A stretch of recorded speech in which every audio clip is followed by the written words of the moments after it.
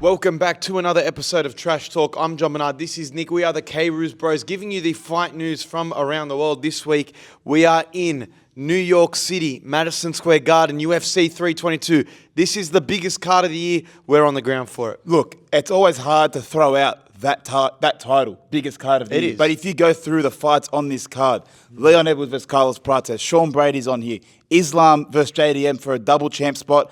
Then you have a women's fight for a double champ spot as well. Yeah, can't not as forget that important, one. but it is great. And that's why it's the greatest card of the year. The fights on this card should all deliver. They all look like strikers. They all look like people that are going to match each other with their strengths. And somehow, I feel like Islam versus JDM is just going to overshadow it all, because if you look at the analytics of posts on Twitter, YouTube, anything that involves Islam right now is going Bumping, viral. it's flying. Yeah, let's get straight into it. We'll get into our preview of UFC 322, but for now, we just had the first face-off between JDM and Islam. It happened. It looked like on the big building. What's it called? It wasn't Empire State. It looked like it was one of the tall buildings. It looked here. like it was on Empire State Building with a great background behind. But look, I love these scenic face-offs. Upon first look, they kind of look like a similar height. Everyone was saying Islam's going to be a bit too small. They're facing off. JDM doesn't look too much bigger. Well, I saw a photo that JDM put out with Jack Mack earlier in the week, and Jack Mack did allude to his height being 5'11". Yeah, because JDM is listed as 5'11". So he is someone that is considered, I'd say, tall for his division, at least big for his division. And Islam was maybe a big lightweight, but going up to welterweight, he is smaller. But going up next to each other, yes, you're right, they did look like they were pretty similar size. And that's maybe credit to Islam. He's looking a lot bigger. Everything you see online right now, Islam Makhachev's looking jacked. He's looking huge. He's absolutely huge. I just saw a video of him running around the octagon, and he looked like he'd taken a super soldier serum. He looked like he'd put on 20 to 30 kilos of muscle, and I'm wondering how, because it can't just be creatine, because he's jacked. He's saying it's creatine. Look, he said he's done 3 camps. He did one in Russia where he focused on getting bigger, putting weight on, one in Dubai. Now he's there in New Jersey. I don't know. He looks dialed in. He's ready for Jack. Everyone was worried about the size difference. Is he going to be able to, throw around a Jack Della Maddalena? It looks like at that weight, if he's going to maintain the strength, the only thing he would need to be worried about is if he can keep Jack down at this size, because the cardio might be called into question. I think he'll be fine. I feel like you look at his last fight, was in January against Moicano. He's had 10 months basically of bulking up. I feel like as soon as he finished that fight against Moicano, he knew he was going up. He was just waiting for Belal to lose, and Belal, fortunately for Islam, did lose. But Jack, yes, he did get up easily and did wrestle well against Belal, but I feel like Islam's a different beast, especially at this size. And if you go through the footage of his training camp, he looks like he's just leading everybody. I saw a clip of Khabib telling Islam, all right, everyone start training. Who's going to lead? Who's going to start the session? Islam puts his hand up. He goes, yep, I'm going to keep the pace going. He's fit. He's got his cardio ready. He's gone 5 rounds against Volk. He's gone 5 rounds against other people. Yeah. He went 5 rounds against Dustin Poirier. His cardio will be fine. This could be the scariest Islam we've seen. If he's this way, if he's successful at this way, I don't see him coming down, because it is hard to bulk up. You could see people called him a weight bully for having to cut all that weight to make lightweight. This looks like a more natural weight for him. That he did have to do some bulking up to what he's used to, but I don't see him coming down if he's successful here. Well, the credit to Islam, he's done a lot of media for this fight. Every single interview I've seen. He just did one with Aiden Ross. But he's done a lot. He's gone into detail about his camp, about his training. And one of the key things that he said for me is, I enjoy training at this weight. I don't have to do a weight cut. I don't have to watch what I eat. I can eat what I want. I'm enjoying the wrestling. I'm enjoying training. This is the first time in a long time I'm enjoying what I'm doing. So that does make him a lot scarier, because if you get an Islam who is already dialed in, and he's now not having to do a severe weight cut, and then on top of that, he's enjoying training, he's enjoying wrestling, all those Dagestanis that he's got in his gym. If you're truly enjoying that, you are a scary person. Well, he's enjoying himself because he's taken the piss out of Ali Abdelaziz. Pretty much the whole training camp. I think the guys are set up in New Jersey. And, first video we see of him making fun of Ali Abdelaziz is Ali getting a $200 haircut and Ali being bald. Islam, I think he's on Telegram, and he's showing a video and goes, how are you getting that $200 haircut? What are you paying for? What are you paying for? He gone straight Which is at pretty him. valid from Islam. He's making a great point, and it does show that Islam is a comedian. And if he could show that Abdelaziz is getting a $200 haircut, maybe my haircut's not that bad. I do enjoy Islam having a joke, having a laugh, and I feel like he does do that. He's one of the few, Russian, Dagestani fighters that speaks English. He knows how to, have a bit of humor. Then we see him getting a magnifying glass and shining on Ali Abdelaziz's bald head, obviously getting the sun to burn it. And Ali kind of reacted. He turns around. He's not going to fight him. Look, I've seen that clip from Toy Story where Woody does get burnt on his head from the reflection of the glass. It's a known thing. And I don't know, maybe Islam's seen Toy Story and thought, hey, there's Abdelaziz's bald head. He must say, let's go burn this it. is a magnifying glass. I've never used one of these before. I want to use it. There's a bald head. Let me shine it on. And then he posted it on Instagram saying, sorry, brother. Like, he knows what he's doing. He's a joker. Funny. He's funny. And Ali can take a joke. Ali can take a joke, credit to him. And Abdelaziz, if you're getting your 10%, this is the price of your 10% as a manager, I'm pretty sure it's pretty good. I mean, but Islam does know how to have a life. You saw him drinking V with Chris Fade, saying this is the biggest bullshit. Like, he knows what Chris he's doing. Fade in a sleeper hold. No, he's having a bit of fun this camp, and let's see if it pays off. These are the things he's doing right now, and I want to show you what Jack Della Maddalena is doing. So this is what the fighters are doing ahead of the main event of UFC 322. Islam's been caught at a bait and tackle shop in New Jersey, just trying to relax, trying to get away from the noise of fight week. Goes out for a nice little fish. I don't think he caught much. He said, I didn't really catch much, but I'll be catching something on Saturday night. I've seen maybe 5 to 6 clips, separate clips of him fishing throughout fight week. So maybe I understand he's training, getting what he needs to get done, then going fishing after. The New Jersey bait and tackle shop put the CCTV out of him just waiting to buy some bait. And then they wished him the best. They said they're getting behind him, this bait and tackle shop. Well, he's supporting a local business, so they're supporting him. If you look at Jack Della Maddalena, look, he's been locked in Perth. He's been training with Craig Jones, training with Volk. When he gets on the ground in New York City, he goes straight for a pizza. He's going out. And look, Jack Della, he's been fighting at this weight. Doesn't really need to cut weight. So last fight, he was eating burgers before Bilal Muhammad. Now he's eating pizza. I think that's the Italian in him. He likes a good pepperoni. Let's not forget, his full name is Giacomo Della Maddalena. So the Giacomo, the Italian, is coming out of him. He wants a pizza. He needs the carbs. I wouldn't be surprised if he gets a bolognese. He operates strictly on carbs. I wouldn't be surprised if in the locker room before the fight, he's pumping a pepperoni pizza. Yeah. Or a bolognese, just some spaghetti bolognese, some sort of Italian dish, some garlic bread. Maybe not the best here in New York. It's his way. He can do what he wants, But he can do what he wants. I mean, I know New York pizza especially, very carb heavy. Not very healthy for you. So, but Jack, enjoy it, Jack. Enjoy it. Enjoy fight week while you're here. You're champion. You know what you're doing. Keep it up. He's been to New York once before. Now he's fighting at Madison Square Garden. It's going to be pretty massive. But talking about them taking over New York City, this is a very main event heavy podcast. But Islam Makhachev has done an interview with Aiden Ross. Aiden Ross asked him, you beat Jack Della. Who do you want to fight next? Doesn't even think about it. He says Kamaru Usman. Now, to me, that's a great fight. Has Kamaru Usman earned a title shot at welterweight after beating Joaquin Buckley? Look, I don't think so, as far as other people are gone in the division. But he said he has the most welterweight title defenses. He's a name in the division.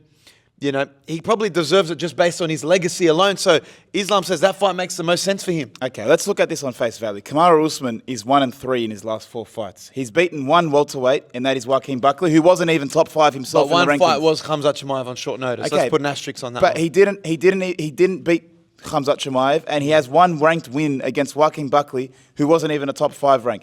Now let's go to other people in the division that maybe deserve the fight. Ian Gary, Sean Brady, Bilal Muhammad rematch. Shavkat. There's so many people above Kamaru Usman that, look, they maybe don't deserve it more than him because they haven't had much of a legacy in that division either. But they've been far more active. But they've been far more active and they've beaten contenders, people in the top 5. Sean Brady has beaten Leon Edwards. Kamaru Usman, he's lost his last 2 fights against Leon Edwards. And Islam has kind of inserted himself in the division. If Islam wasn't available for this fight, Sean Brady would be going for the title right now. Jack Della would be facing Ian Gary or someone like Sean Brady. So for him to just leapfrog them, it doesn't make sense. And it does make you point out the convenience of that Ali Abdelaziz is both Islam's manager and Kamaru Usman's manager. Islam calling out Kamaru saying, hey, I'm doing the boys a favour. Look, I would be doing the same thing. If I was Islam, it's a money fight. It's a massive money fight. And if I'm the UFC, I'll make the fight. Abdelaziz is probably saying to Islam, hey, I get 10% from you, but if you call out Kamaru Usman, I get 20%.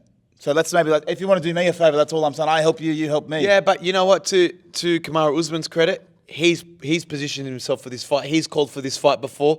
He even previously called for this fight if he were to come back up. Without joking, to Islam's credit, if there's someone in that division that does build your legacy, if you have a name on a resume, yes, maybe he doesn't deserve it right now, but if you look back in 5 years and there's people that you've beaten in your career and Kamaru Usman's on that list, and that is the biggest fight for you right now. And he looked very good against Joaquin Buckley. He kept him on the ground the whole fight. Very hard to do. It's someone that, if I was Islam and I was looking at the names of the top 5, Kamaru Usman's the only one I want to fight. Really, if I beat Shavkat, it's good, but it's not great. If I beat Sean Brady, people are going to forget Bilal beat Sean Brady. So, Kamaru Usman, he's only really lost to Leon Edwards and Khamzat Chimaev. That's for him, and you can maybe even say that Leon Edwards one was a fluke. So, Kamaru Usman still has a lot of name value and you gain a lot from beating him. 1,000%. Now, Islam also on Aiden Ross named his top 5 pound for pound. Now, Nick, the top 5 pound for pound, it's pretty arbitrary at the moment. No one knows who to put where because Islam dropped the title. I know. Ilia Toporia's knocked out a few people. So, I don't know. The top 5 right now is very hard to say who the pound for pound is. Islam gives his pound for pound number 5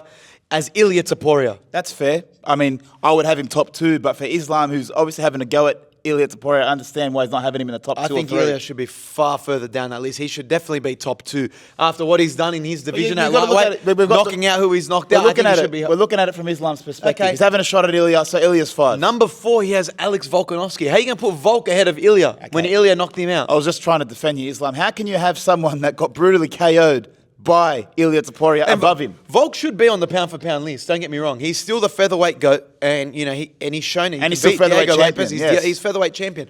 But I'd have him 5 or 6. I wouldn't have him ahead of Ilia Topuria. Look, if you maybe just swapped 4 and 5, I could understand your list a bit better. But that's a hole at the start. Number 3, he has Tom Aspinall, which I think is fair. Tom, this is pre-eye poke. Tom probably. He's post-eye poke. Post-eye poke. Okay, no.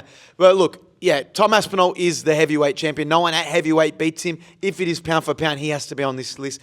I would even say Tom Aspinall's 2. Who's beating him? I'm glad that Islam is putting respect on He's Aspinall's name acknowledging because people are taking a big shit on Aspinall lately post eye poke, which is not deserved, and he does deserve to be considered as the top pound for pound fighter in the world. So I'm happy that Islam's giving him his respect. This was a surprise for me. Islam names number 2 pound for pound Alexandre Pantoja.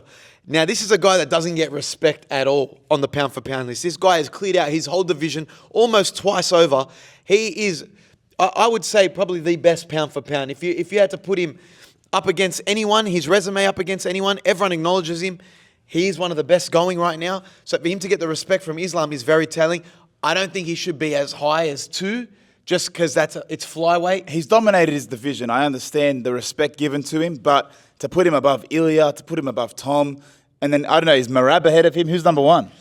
Number 1 is Islam Makhachev. So no Merab on the list. Yeah. Wow. Okay, so he obviously doesn't like Georgians. He's got Ilia at 5. Yeah, no Merab in the top 5 at all. Outside the top 5. Look, I mean, I feel like I've seen a clip of him pointing out how Merab takes people down but doesn't really do much with his control. So maybe he's just not a fan of his fight style. But to have Pantoja above him, like, that's a tough one. I mean, I agree Islam can be number 1. It's not a bad... I respect you putting yourself at number 1. You are probably one of the best fighters in the world. I think Islam is pound for pound number 1. And until maybe they have that fight with Ilia to decide who is the pound for pound number 1. But then all of a sudden, John Jones is still in the testing pool. Where's John Jones? No, he's retired. He's officially retired. I don't know. No, he's back in the testing Doesn't pool. matter. He wants to be on the White House. He didn't fight. He said he's retired. So that means you're retired. Is he in the official pound for pound list anymore? No. Okay. He's out. Okay. So John Jones doesn't count anymore. But Islam 1, Pantoja 2, Aspinall 3, Volk 4, Ilia 5. It's not a bad list. I'm going to say that's not a good list, though. I can make a better list. I could rearrange that list. I could rearrange that top 5, and I would still have Islam at 1. I would have Merab in there somewhere.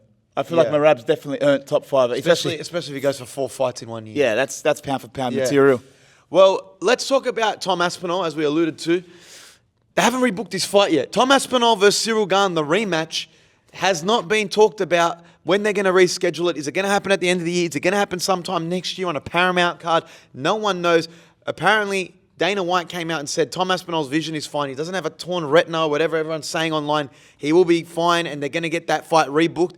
But no one knows when. So when do you think this fight will take place again? Well, the fact that Dana White said he was fine and that his vision was all good should mean that it should happen maybe in the next 2-3 months. Especially while the guys are still in shape. I mean, I don't know how severe the damage is to his eye. Maybe he needs to take some eye drops. I'm not sure what the recovery process is. He hasn't addressed it either. But I feel like anyone that was saying December is 1,000% not happening. They've got their cards set. They've got the main event set. They've got the co-main event set.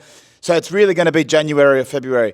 The thing is, if it's in February, does Tom Aspinall come out to Sydney? Highly unlikely. Definitely not. So it has to be Jan. If it's January, but then that's the rumoured Paramount opener that was supposed to be Ilia versus Paddy. Well, imagine Ilia, Paddy, and Tom versus Gane, 2 Englishmen on the card. Yeah, but I don't think you waste Aspinall. Like, your heavyweight champion needs to be the main event. The only reason why it has to happen soon, and I'm saying in the next 3 months and not in Australia, is because these guys are in shape. Tom Aspinall's on a 14-month camp. He doesn't want to have a time off, a block of period off, and then having to go through another camp again. He might need it. Stay in shape. No, I mean, look, it's just your eye that's been damaged. It's not any muscles. It's not any soreness. I think like just while you're fresh, go again, and that way you can fight multiple times next year. I agree. But that's why You leave it till White House, and you leave it to before the White House. You don't know what could happen with injuries. You want to try to be as active as possible. I'm deep into the Twitter rumors and the Twitter speculation. January, the card is going to be Ilya versus Paddy. February, Paddy's training for it. February in Sydney, it has to be Volkanovski main event. And Tom Aspinall, he's not going on unless he's going on last. So if we're going to be realistic, he's going to fight in March. I don't know about this Sydney main event. It's happening. I don't know. Jimmy Crute just said he's announced for the card. Jimmy Crute put out something that he's on the card, but I don't know. I got my worries that it might not be a big Sydney card. I guess we're getting a pay-per-view, and Volk's getting the hometown pay-per-view. Okay, I guess it's happening. See. Okay, now Bo Nickal, who's going up against Rodolfo Bilardo, pretty much got bullied off the main card. He was on the Madison Square Garden card last year, and he won. He was on the main card. People were saying, did he deserve being put on the main card for such a rookie in his career? He goes on to lose against RDR. People say he got fraud checked. It was a pretty bad loss in his division. Now, when they announced the Madison Square Garden card, he was the opener. Well, I think 3 or 4 times they've changed the lineup of fights, but each time that they put out the projected card, Bo Nickal was always on the main card for this UFC 322 in Madison Square Garden. Against Rodolfo Vieira. My apologies. A lot of Rodolfos. Yeah, a lot of Brazilians. Bo Nickal was scheduled to be on the main card, but there was a lot of fan backlash to this, saying he doesn't deserve it. How are you going to be putting him above all these other fighters? And now he's the closer of the prelims. So I feel like the fans bullied Bo Nickal off this card. I don't think he minds. I think he's got the mindset now that he needs to prove himself. I don't think his pay changes, so I feel like that's all he would care about. So if you're Bo Nickal, do you really care if you go on the 5th fight or the 6th fight of the night? It doesn't really make a difference for you. And I feel like a lot of people take pride in the top of the prelim. Yeah. If you're the main event of the prelim, you got more free eyes on you on ESPN before it sends to the main card. So it's a good place to showcase your skills. And a guy that has been fraud checked probably has the mindset, I want to showcase what I could do, especially on the ground. He didn't utilize that at all in his last fight against Paul Craig. And in his last fight against RDA, he had no ground game. There was no wrestling involved. I think you're going to see a different Bo Nickal going to play to his strengths. So well, hopefully, because I like Bo. Bo's a good fighter. He's a great character. I want some American fighters to get up there, especially in the lead up to this White House card. We need some American fighters to make some noise. And he's the one guy that, look, he's a villain right now amongst maybe the UFC fan base because he has been fraud checked. But as soon as he starts winning again, people are going to jump back on the bandwagon. So hopefully he gets up this weekend. Okay, let's go to UFC 322 preview, starting with Benil Dariush versus Benoit Saint-Denis. Now, look, I've got a little bit of bias. I like Benny. I'm a fan of Benny. Benoit Saint or Benil? No, Benil Dariush. You gotta be careful. Not Benoit Saint-Denis. And Benoit Saint-Denis, look, to his credit, after that loss against Dustin Poirier and after that loss against Moicano in France, I feel like we've seen a more active, more vicious Benoit Saint-Denis looking for finishes, and he's got them in the past. But Benil coming off a win against Moicano, finally gets a fight in New York. I feel like he's very skilled. It's a very tough fight. I'm just leaning to the more technical guy, and I think that's Benil Dariush. Look, Benoit Saint-Denis, if he can maybe bully him and take him down and keep him there, I feel like he can get the job done by a decision. But I just feel like Benil Dariush is the better overall fighter. He maybe can keep it in the stand-up, maybe piece him up, keep him on the perimeter, and get a decision victory. If I was betting here, I'd probably go Dariush decision. It's simple casual maths for me, right? Moicano beats the shit out of Benoit Saint-Denis.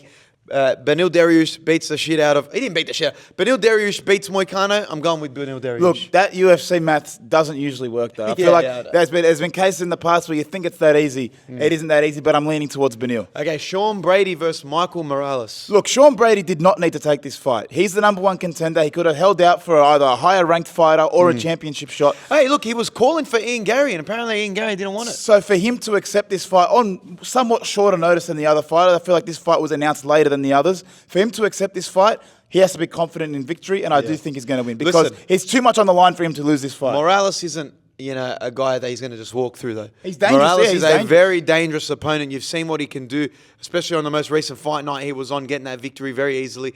I think Brady's got to watch for his striking. He's going to try and play to the ground game, try and wrestle him against the fence is where he looks best.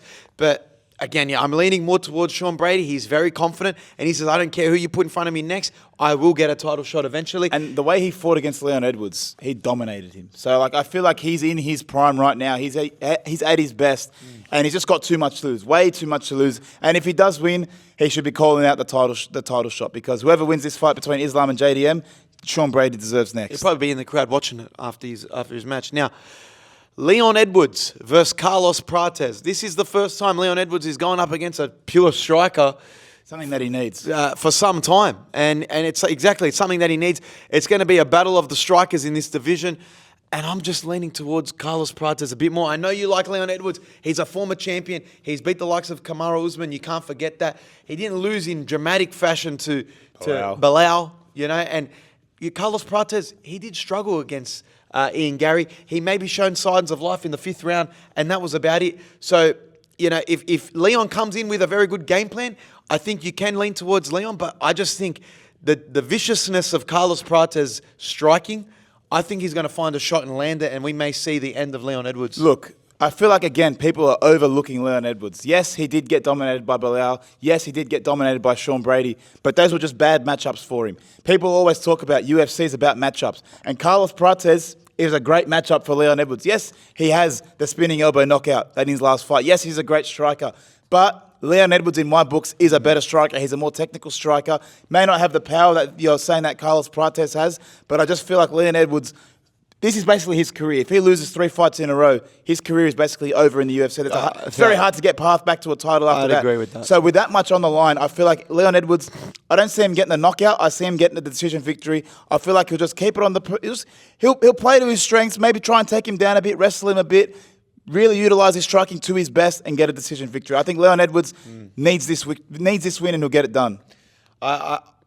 You may have sold me. I just think, I don't know, like Carlos Prates was the one that called for this fight. He's very confident. He needs someone that's ranked above him, so it's a great call out. He wanted it in Brazil. He's getting it at Madison Square Garden.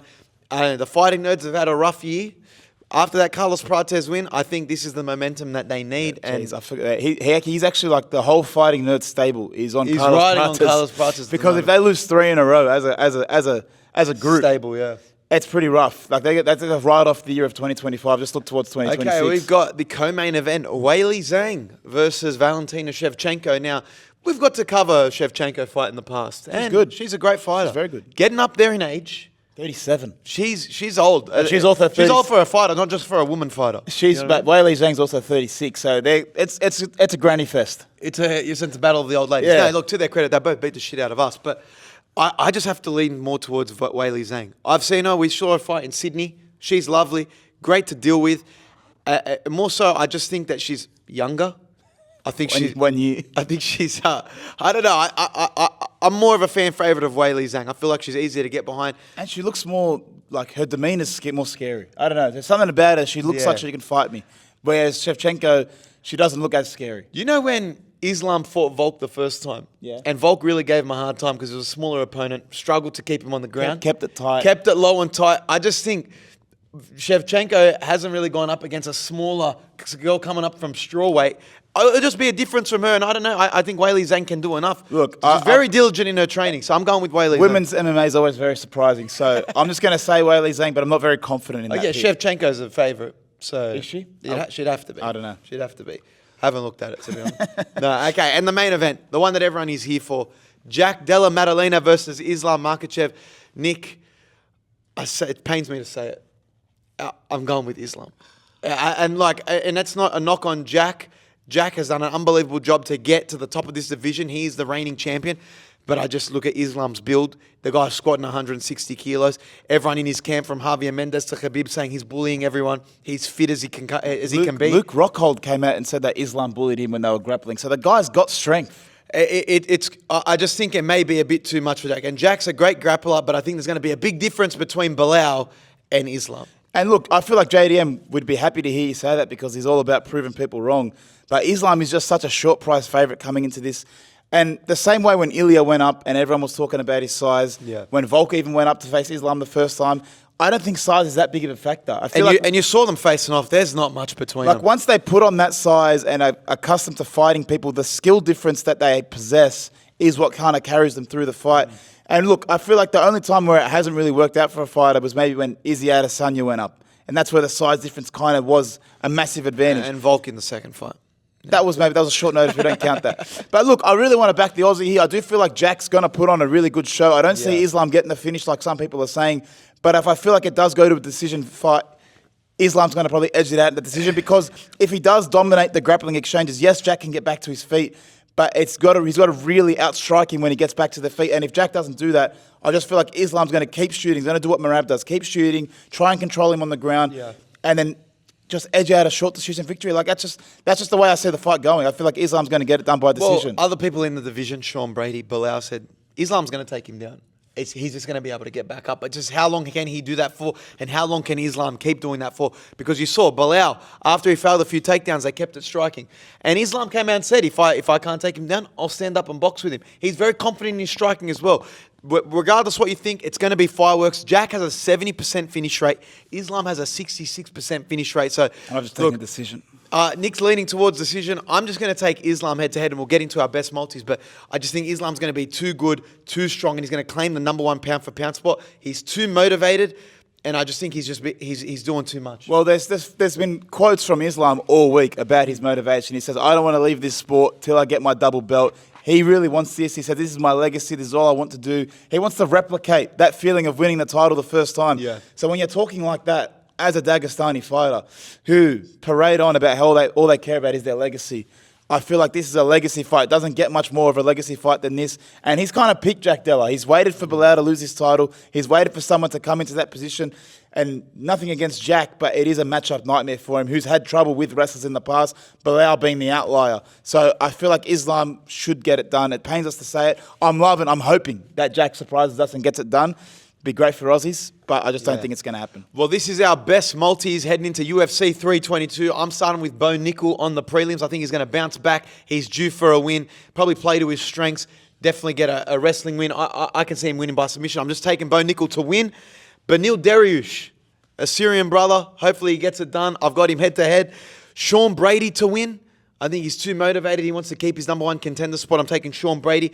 Carlos Prates to get the finish. Oh, wow. Carlos Prates by TKO, I'm taking. I mean, if he's going to win, it's going to be by TKO, Exactly. so that's good. And I'm taking Islam Makhachev to win. I know he's only $1.30, but it's a great pat statter for the multi. So I'm taking Islam to win, and that's my UFC 322 multi. That's a lot of legs. That's a lot of risk. I don't really like that risk. Five fights. So I'm going to go a nice, short and sweet multi that you're going to win on this weekend, starting with Sean Brady to win by decision. Okay. Lot going on this week. I feel like it's a 3-round fight. They'll go the distance and Brady will edge it out. I'm going to take Leon Edwards by decision. Again, another 3-round fight. Leon Edwards needs this win. Going to get it done by decision. And I'll take that into Islam by decision. 3 decision victories. Jeez. As much as the fans might not like to see this, I feel like there's still going to be great fights. They're just going to go the distance. Islam will be the toughest one to get over the line because he is a finisher.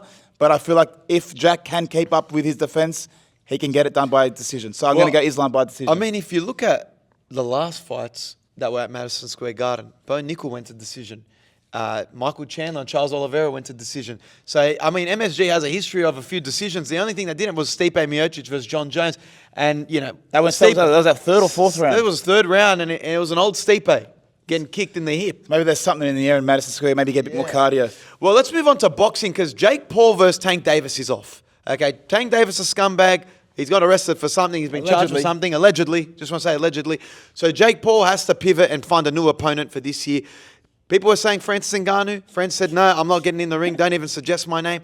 Nate Diaz's name has been floated around. But apparently, Jake Paul's team is in preliminary discussions with Alex Pereira's team for a potential Netflix fight night. Now, if you're Alex Pereira, do you take the money and say, yes, I will fight Jake Paul, or do you hold out for your next UFC fight? Yes, 1,000%. If Jake Paul calls me out, I'm signing the contract without even knowing the number because I know it's going to be a good payday and I know it's going to be one of the easiest things ever. If you're Alex Pereira... you can sell that on Netflix. Alex Pereira versus Jake Paul. I would want to watch that. The most dangerous striker in the UFC up against Jake Paul. He doesn't have to cut any weight. He doesn't have to do anything special. Yeah. He maybe has to train a bit more boxing. But Alex Pereira, if you're looking at your projected next fight in the UFC, you're calling out John Jones, which you could get paid handsomely for. Let's say you get paid $5 million.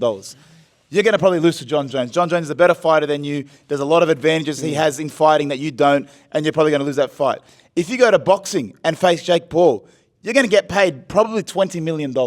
You probably can win that fight, and even if you lose that fight, people are just going to say it's rigged. So it's a win-win for you. I will say the last time a UFC fighter went over to the boxing world, it was Conor McGregor. That needed permission from the UFC because you are still contracted to the UFC. So I could see TKO and Dana working their way into this deal and say, let's set up this massive Netflix promotion.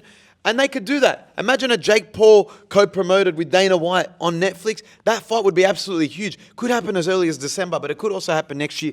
I guess we don't know. I feel like it's going to happen next year. I feel like Alex Pereira probably wants a bit of time off. He walked down Ankalaev. He's talking about a fight next year in June at the White House. So I could see maybe like a January or February boxing card. Then he backs up and faces John Jones. That's two big money fights, two legacy fights. He could for retire Alex after Pereira. that if you want. I think he'll be done after that. Well, I want to ask this question. This is a question that came in from some fans.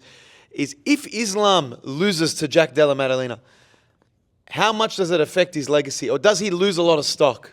He loses maybe a little stock, but he's still going to be considered the lightweight GOAT because he's done all of his damage and all of his legacy in the lightweight division. You got to remember, this is him going up. This is him taking a risk. Yes, maybe immediately people will maybe lose a bit of respect for him in that sense, but once time passes and they realize, okay, this guy is still one of the greatest of all time. He's had a 15-fight win streak, lightweight champion, 4 title defenses. Like, he's done it all. He doesn't really need to prove anything. I agree with you, but look how quick UFC fans can turn on someone.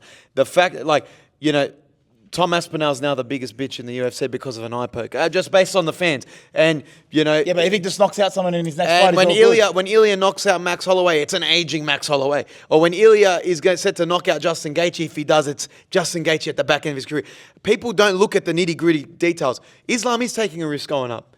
And I don't think it should affect his legacy as much, and I don't think he loses much momentum. He can go straight back down to lightweight and continue his dominance and go and fight Ilya Topuria. But I think with the fans and the current climate of the way the internet is, it'll be like, yes, Islam actually loses a lot on his legacy because he went up to go fight Jack Della and he loses.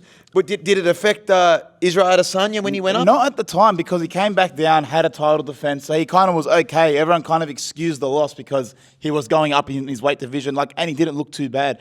So obviously it depends how, if he gets brutally knocked out, that probably hurts his stock a lot. But if he just loses in a close decision, doesn't look too bad, I feel like he won't lose too much anyways. If he wins, regardless, people got to put respect on Jack Della. For him to go from how he fought contender series and the win streak both fighters have been on, but I'm saying the way that he went and fought who's the guy that does the podcast with Moicano? Why am I blanking on his name, in Miami? Gilbert Burns. The way he fought Gilbert Burns to the way he beat Bilal, and now if he can go and defend wrestling and scramble against an Islam Makhachev, that shows the evolution of his mixed martial arts, and he probably deserves respect if he gets the win. Yeah, look, I hope he does, and I feel like if we see them both this week, I'm going to tell them I hope they both win. But we'll see what happens. But I'm looking forward to Saturday, mate. It's going to be a great fight, probably the fight of the year, if it plays out the way I think in my head. Make sure you're tuning in. Make sure you also subscribe to @KRuzBros on YouTube and @JohnBernardK on Instagram and TikTok for all our clips. That's all we have time for. Back to you in the studio, Ryan.